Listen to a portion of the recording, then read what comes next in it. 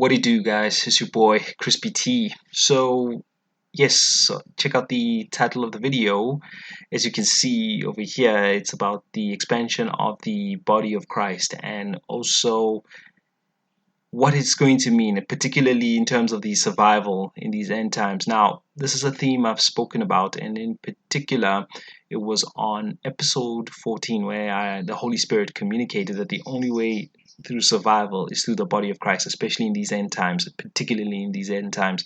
So, what we are doing and what I've done here in this article was consolidate all of these prophecies and the words of God, and as far as knowing exactly what he's doing, as far as well, he always knows what he's doing, but and let me rephrase that as actually bad wording, is to just say that you understand exactly what God is doing as far as bringing about the fall of Babylon, right? And also knowing that, yes, persecution is going to come. That is a certainty, something I've seen countlessly. And in fact, just away from the prophecies that I share online, okay, um, there are personal prophecies that I give words to certain people, to certain individuals who need spiritual guidance and also need to come to the knowledge of Jesus Christ first and foremost, right? And secondly, that I'm also into the preaching works, right? And I've actually recently been anointed as a teacher. So that is one thing that has just been the word of God. I've had a confrontation, well, not confrontation, but more so, God can speak to you whenever He wants. And I had a coming face to face sort of situation with God, where I've spoken that His cloud is firmly here on the earth, and presented Himself on Saturday. Was the 26th, right? Saturday morning of the 26th, and yeah, quite traumatic sort of situation. I can't get into that prophecy as yet. I've got it down, but um, I'm just waiting for God to allow His Holy Spirit just to let me know exactly when to release that particular prophecy. But just to understand the context, and I'm just going to shorten it for the purposes of this video, and also I did this article and why it is important for you guys to go through it, is that God is here, just like He was during the time of the Exodus, right, when the children of Israel had to go over from Egypt to the promised land known as Canaan then, which is now modern day Israel.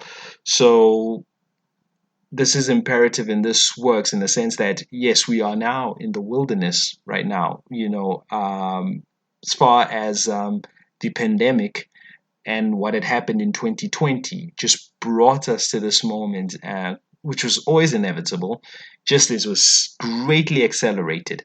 And now we are now in the situation, in the paradigm where, particularly starting here in South Africa, because one thing you must know is that South Africa is not a particularly big country in terms of its geographical spacing and all of that, and its physical size, but more so in the sense that there's a lot going on, especially for a small country, right, in South Africa. So and it's quite significant in terms of how God is going to use South Africa in terms of purifying the world.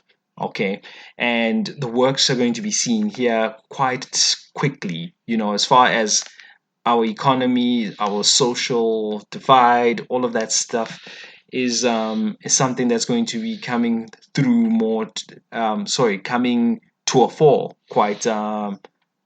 quite imminently, because that isn't within the flow of the system of Babylon, which was holding it up and suspending it up, and the rest of the world flowing through that. Okay, so this is why it's quite significant that South Africa, and as far as everything is concerned, being destabilized before Christ Himself then imparts His wisdom through the body of Christ to then bring it back up, and also in a way that will always be in a continuum, hence the prompting of the youth being quite integral here in South Africa. Like, just like we had the youth being integral in bringing down apartheid, okay, here in South Africa's history, we're going to see the youth now being a more proponent in terms of as far as what it actually means to be Christ-like, and also to deliberate the kind of service that is pleasing to Christ. And hence the last government is going to be forming here in South Africa, that you're going to see the first of its kind here, that is going to be in line with Christ's principles before Christ's return. And then the move goes elsewhere. I'm not saying that Christ is going to return because of the formation of this government as per se, but then the world in itself will start emulating and start imitating and start copying this model, the model of success that you're going to see in the coming times here in South Africa. So that is one of the things that one is going to have to pay attention to, and also just to remain cognizant of, especially in these coming times, and what is actually being expanded upon. So now I get into the definition of the body of Christ. Of course, it's in the article. The link is always in the article, and I would prefer people just go into the article because it goes in terms of the way that I see things, and in the way I explain things. It's there's a lot better logical flow as far as in the writing is concerned, then I would be able to deliberate that over here on the YouTube channel. But for those that are sort of lazy to read, well, I'm not going to absolve you of reading. That's not what I'm going to do. But what I will do, I will just touch on what I actually expanded upon, okay, and just in the form of brevity, okay. So the body of Christ really, and what it entails is yes, there is the physical representation as far as his body, and we know it's in the form of bread.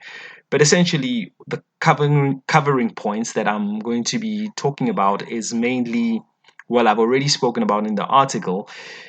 It's just down to the fact that, yes, the body of Christ, what you're going to see as far as a body is concerned, is that it will start taking form of, firstly, ministry, right? The ministry as far as Christ being taught here in the schools, be it in the music industry, which I've already said in episode 15 regarding the hip hop being an applied ministry in itself. So you're going to see the works of Christ and the structures of Christ, and also understand the part of ministry and what actually ministry actually entails, because ministry is the effective form of administration.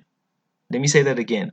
Ministry is born out of administration, which is an effective administration brought under the wisdom of Jesus Christ, right? And that is means that it goes anywhere. So you can never run any ministry, for example, any successful ministry without administration, because there's so much work that goes behind the scenes. So the loophole, and this is just one point I wanted to emphasize, and shout out to that sister who got hold of me in one of my comments section, and I just wanted to say that no matter how they come against uh, anything as far as the works of God and everything of the sort. Remember that all things belong to God, and God then made Christ perfect so that we can now work in his steps, and then everything is now handed to him. So even though the devil runs the world and Satan runs the world right now, effectively he's just renting, because everything, it's like he's just the tenant right now. Remember, he was expelled out of heaven, and he's just the tenant here on the earth, and yeah, he's going to meet his impending doom quite soon. So hence the activity by the evil one, just to ensure that he brings us human beings in particular down with him.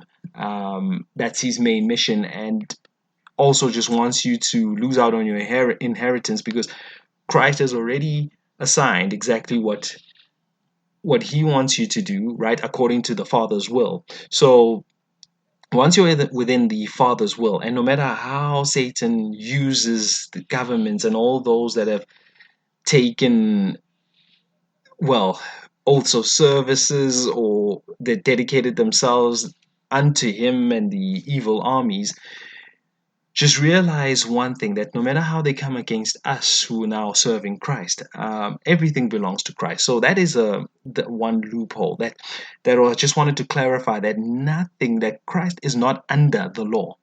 He's already paid his dues. He paid with his life, and he's realized everlasting life.